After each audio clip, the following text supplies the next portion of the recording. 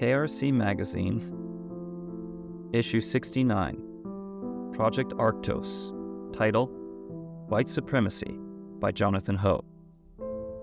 What is white supremacy?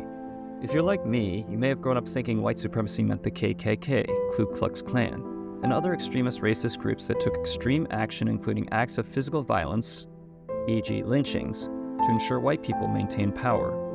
While this is a subsection of white supremacy, it is an incomplete view of it. White supremacy is the idea that white people are superior to other people and that because they are superior, they should hold the reins, hold power over others in the world. This plays out not only in the more obvious acts of violence, but also in the more insidious ways we internally think and ways unconscious assumptions then affect how we live and observe in the world. These assumptions and beliefs then also inform the systems we create.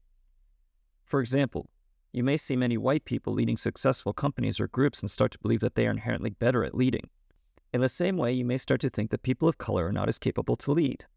Another way white supremacy can play out is what some people call whiteness, or the way in which white people, their customs, culture, and beliefs operate as the standard or norm. My friend once shared about how his professor in a writing class pulled him aside to ask him why in all the stories he wrote the main character was a white male.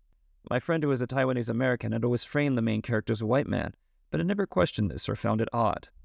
Is white supremacy different from any other kind of supremacy where one group elevates itself over another? While throughout world history we can see groups dominating over other groups, white supremacy may be considered differently in how pervasive it is across the entire planet. In many ways, we give greater honor all over the world, both implicitly and explicitly, to people who are white. In the United States, a lot of early wealth came from the work of black slaves. As some put it, this slavery is the dark underbelly to the success and often perpetuation of white supremacy.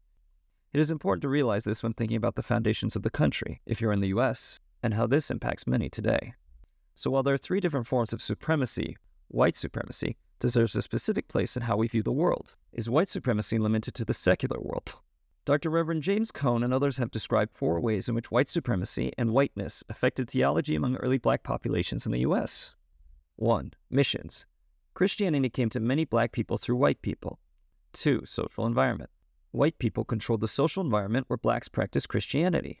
3. Education formation. White teachers assumed a universal understanding of the gospel and created the language and tools for teaching Christianity. 4. Foundational works understanding. Earliest printed confessions, theological writings, etc. were written by white people. When I read the above, I am reminded of any group immigrating to the United States. In many countries, it is white missionaries who first shared the gospel, and God used these missionaries to build up his church. It is not wrong for someone to be white, and this doesn't mean God didn't and doesn't work through white people.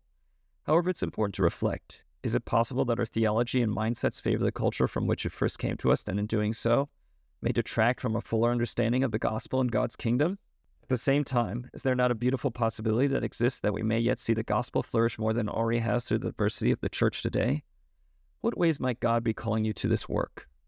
We are reminded by Paul in Ephesians 6:12, our battle is not against flesh and blood, but against the powers of the world's darkness and the spiritual forces of evil. When there is a system putting one race above others, there will be inherent injustice, and that is something contrary to the kingdom of God.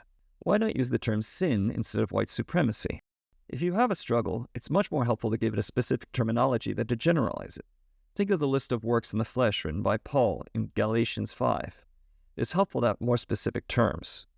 Some might argue that we don't see the term in the Bible, but we also don't see terms in the Bible such as pornography, which goes against holiness. White supremacy might not be a term used in the Bible, but it goes against justice, which is described through the scriptures. Isn't using the term white supremacy unjustly targeting one group of people? It's important to answer a few questions. First, are our existing structures biased against people who are not white, and/or do they favor those who are white? If so, does this reflect or does it go against the kingdom of God? Using the term white supremacy should not be used to put down people who are white, but it is a term that helps us see a bit more fully what potentially could be a huge issue in our society. Can we agree that this bias is not just? And if so, what does Christ call us to do, and how?